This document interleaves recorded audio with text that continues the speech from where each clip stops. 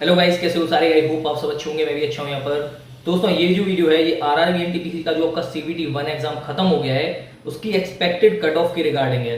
इसलिए जितने भी ऐसे कैंडिडेट हैं जिन्होंने ग्रेजुएशन से अप्लाई किया है या अंडर ग्रेजुएशन 12th से अप्लाई किया है, वो लोग इस वीडियो को कंप्लीट देखना, ताकि आप लोगों को क्लियरली ये चीज पता चल सके कि आपकी जो कट ऑफ है वो कितने के आसपास जा सकती है। कट ऑफ बताने से पहले एक चीज आप लोगों को पहले बता देता हूँ। एग्जाम स्टार्ट होने से पहले भी कई लोग पूछते थे कि कट ऑफ कितनी जाएगी, इसकी क्या रहेगी, तो उस टाइम पे मैं आप लोगों को बताता था कि अधिकतर मैंने लगभग 90% कमेंट में भी मैंने यही कहा कि जितनी पिछले साल गई थी उसके आसपास जाएगी, हमेशा यही कहा। इसके अपोजिट में जब कोई मुझसे ये पूछता था कि सेफ स्कोर क्या होना चाहिए, तब मैं हमेशा यही कहता था कि जो जनरल कैटेगरी वाले उन्हें 80 के करीब का स्कोर रखना चाहिए, जो ओबीसी वाले उन्हें 75 के करीब का स्कोर रखना चाहिए। ध्यान रखना, ये दो चीजें बिल्कुल अलग हैं। जब एग्जाम नहीं हुआ था उस टाइम पे जिन लोगों ने मुझसे सेफ स्कोर पूछा, तब मैंने बताया था कि जनरल वालों के लिए जो है 80 से 85 के बीच में होना चाहिए, ओबीसी वालों को 75 के अराउंड होना चाहिए। इस तरह एससी एसटी का ही बताया था मैंने। और उस टाइम पे जो एक्सपेक्टेड कट ऑफ थी, तब मैंने सब लोगों को यही कहा था कि एक्सपेक्टेड कट ऑफ आपको पहले से तो कोई ऐसे बता नहीं सकता ना क्लियर क्या होगी, एक्सपेक्ट ही करेंगे ना। तो उस टाइम पे मैंने कहा था कि जो आपकी कट ऑफ रहेगी वो लगभग जानी चाहिए पिछले सीबीटी 1 की तरह, जो पिछला एनटीपीसी का सीबीटी 1 2016 में हुआ था। तो उसकी जो कट ऑफ है वो आपको स्क्रीन पर शो हो रही है, अच्छे से आप देख लीजिएगा। नहीं भी है अगर, तो इसकी जो पीडीएफ है वो टेलीग्राम ग्रुप में डाल दूंगा, वहां से चेक कर लेना। इसके अलावा अब बात करते हैं अभी की कट ऑफ की। देखो, अभी की कट ऑफ को जानने से पहले दो तीन चीजों के बारे में सुन लो, तब आपको समझ में आएगा कि जो कट ऑफ है किस बेस पे ली गई है। सबसे पहले तो एग्जाम का जो लेवल होता है, ठीक, एनटीपीसी का 2016-17 का जो लेवल था काफी सिंपल था, लेकिन अभी का जो लेवल है अभी के हिसाब से काफी टफ था। सो एग्जाम के लेवल को भी ध्यान में रखना है कि इस बार जो पेपर हुए वो शिफ्ट नॉर्मल नहीं थी, सिंपल नहीं आई थी, हार्ड ही शिफ्ट थी सारी की सारी। क्वेश्चन भी अच्छे खासे आए थे। ऐसा नहीं था कि अधिकतर कैंडिडेट के 80 प्लस मार्क्स रहे हों। कई लोग तो ऐसे थे जो 80 अटेम्प्ट ही कर पाए थे, 80 प्लस मार्क्स लाना तो दूर की बात है। कई ऐसे थे जो 90 तक पहुंच भी पाए थे, कई ऐसे थे जो 60 या 70 तक ही रह गए थे। तो सबको अपने अपने जितना जिसने पढ़ा था उसके हिसाब से सबने एग्जाम दिया। तो जो डिफिकल्टी लेवल होता है एग्जाम का, जो शिफ्ट का डिफिकल्टी लेवल होता है उसके हिसाब से। दूसरी चीज अटेंडेंस। एक चीज याद रखना कि अटेंडेंस इस साल जो आरआरबी एनटीपीसी का एग्जाम हुआ है इसमें लगभग 50 to 60% ऐसी अटेंडेंस रही है जो एग्जाम देने जा पाए हैं। देखो, अलग अलग न्यूज चैनल के जो वेबसाइट वगैरह पर आया है कोई आर्टिकल वगैरह, या फिर जो न्यूज़पेपर में आया उसके बेस पर मत जाओ केवल। हर एक जोन में कई सारे यूएन सेंटर है, जरूरी नहीं है कि अगर एक यूएन सेंटर पर कुछ किया है तो इसका मतलब हर जगह वही स्थिति है। ठीक, हम एक एक्सपेक्टेड मानते हैं, जैसे कई लोग कह रहे हैं कि 50% से भी कम लोग एग्जाम देने गए, यानी 50% से कम अटेंडेंस रही। अपन 50 से 60 के बीच में भी अगर मान लो तो। अब यहाँ पर तीसरी चीज जो आप लोगों को याद रखनी है वो है कॉम्पिटिशन। पिछली बार जो कंपटीशन था और अब जो कंपटीशन है, मैं सीधा सीधा आपको बता चुका हूं, आधे का अंतर है। पिछली बार 700 सीट पर एक कैंडिडेट का कंपटीशन था, इस बार 350 सीट पे एक कैंडिडेट का अंतर है। सो इन तीन चीजों के बेस पे कट ऑफ क्या होनी चाहिए। देखो, हर एक जून की बता दे रहा हूँ। कई लोग पूछते हैं कि मुंबई में ऐसी क्या होनी चाहिए, इलाहाबाद में जनरल की क्या होनी चाहिए। तो एक बार में देख लीजिए और ध्यान से सुन लीजिए, ये एक्सपेक्टेड कट ऑफ है, कोई कंफर्म नहीं है। कंफर्म तो आपको कोई नहीं बता सकता, सिर्फ एक अंदाजे से बताते हैं। तो यही मैं बता रहा हूं आपको कि इस बार लगभग कट ऑफ कितनी जानी चाहिए।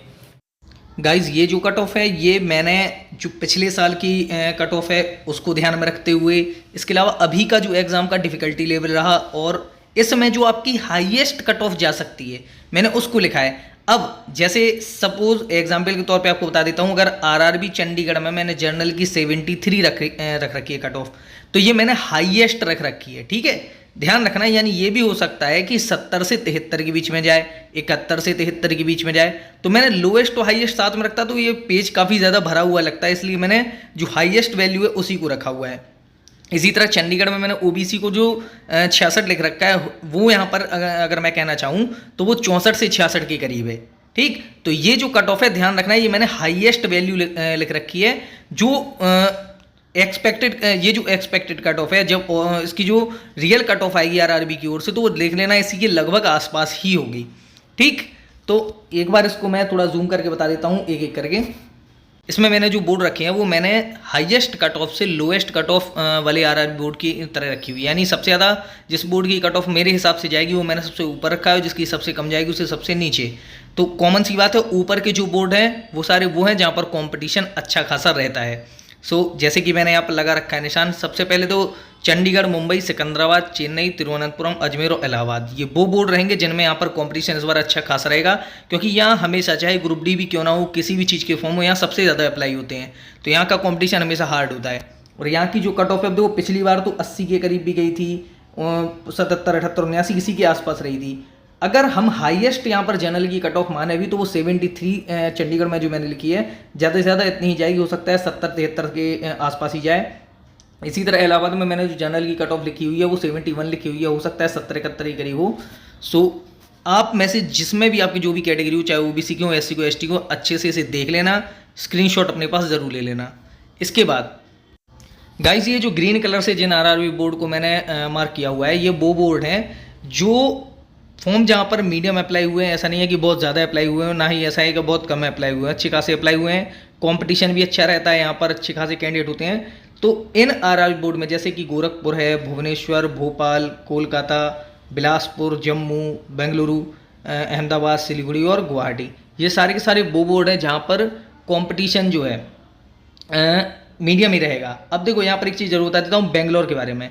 बेंगलुरु बोर्ड में इस बार बहुत से फॉर्म अप्लाई हुए हैं, अधिकतर लोगों ने बेंगलुरु भरा है, तो जहाँ तक है इसीलिए मैंने इसकी जो कट ऑफ है वो जनरल की 66 के आसपास रखी है, ओबीसी 59, एससी 31 और एसटी 28। ये मैंने इसीलिए रखी है कि हो सकता है थोड़ा सा उलटफेर हो, यहाँ की कट ऑफ जो बाकी बोर्ड से थोड़ी सी ज़्यादा जाए, इसलिए अहमदाबाद और सिलीगुड़ी से इसे ऊपर ही रखा है। इसके बाद और लास्ट में जो ये येलो कलर से मैंने मार्क कर रखे हैं, ये वो वाले बोर्ड हैं जिनमें कंपटीशन बहुत कम है, सिलेक्शन लेने के भी चांस बहुत अच्छे खासे हैं। और देख सकते हो अपनी कट ऑफ, इसमें लोएस्ट जो मैंने रखा है वो मैंने मुजफ्फरपुर रखा है, पिछली बार ही मुजफ्फरपुर ही था। अब गाइज देखो, गाइज एक चीज़ फिर मैं बोलता हूँ, ये जो मैंने कट ऑफ रखी है ये मैंने हाईएस्ट रखी है, यानी इससे ज़्यादा कट ऑफ नहीं जाएगी, इसके आसपास ही रहेगी, इससे कम ही जाएगी, ठीक है। हो सकता है कोई मुझसे ये भी कहे अभी कमेंट बॉक्स में थोड़ी देर बाद कि चंडीगढ़ की मैंने जनरल की यहाँ पर 73 रख रखी है, इतनी नहीं जाएगी, 68 जाएगी, 69 जाएगी, 70 जाएगी। सो देखो नॉर्मली क्या होता है, जब हम भी एग्जाम देते हैं तो हम यही सोचते हैं यार कि इतने से ज़्यादा नहीं जानी चाहिए कट ऑफ, ये तो नहीं सोचते ना कि इतनी कम जाएगी। अगर आप एग्जाम देने जाते हो, आपको अगर लगता है कि मेरे जो स्कोर है वो 65 हो रहा है, तो हम यही सोचते हैं कि यार जो कट ऑफ है वो 65 से ज़्यादा नहीं जानी चाहिए यार, इससे कम ही रहे तो ज़्यादा सही है। तो पॉसिबिलिटी हम यही रखते हैं कि ज़्यादा से ज़्यादा इतनी जाएगी, इससे ज़्यादा ही कट ऑफ नहीं जानी चाहिए। तो जो मैंने प्रेडिक्शन किया है, जो मैंने पिछले साल की कट ऑफ, इस बार का जो डिफिकल्टी लेवल है, अटेंडेंस, इसके अलावा जो भी चीज़ें हैं सारी देख के उसी बेस पे बता रहा हूँ कि कट ऑफ लगभग इतनी ही जा सकती है, इससे ज़्यादा नहीं जाएगी। सो गाइस, आई होप आप समझ गए होंगे देख के कि किस जोन की कट ऑफ कितने के आसपास होनी चाहिए। अब देखो, ये मत कहना कि मैंने इलाहाबाद की ज़्यादा बता दी है, मुंबई की मैंने कम बता दी है, ऐसा नहीं है। मैंने यहाँ पर जो कट ऑफ है, ध्यान रखना, आप लोगों को जोन वाइज दी हुई है कि जिस जोन की कट ऑफ ज़्यादा जाएगी वो मैंने ऊपर रखे हैं, जिनकी मॉडरेट रहेगी उनको बीच में रखा है, जिनकी कम से कम जाएगी उन्हें मैंने सबसे नीचे रखा है।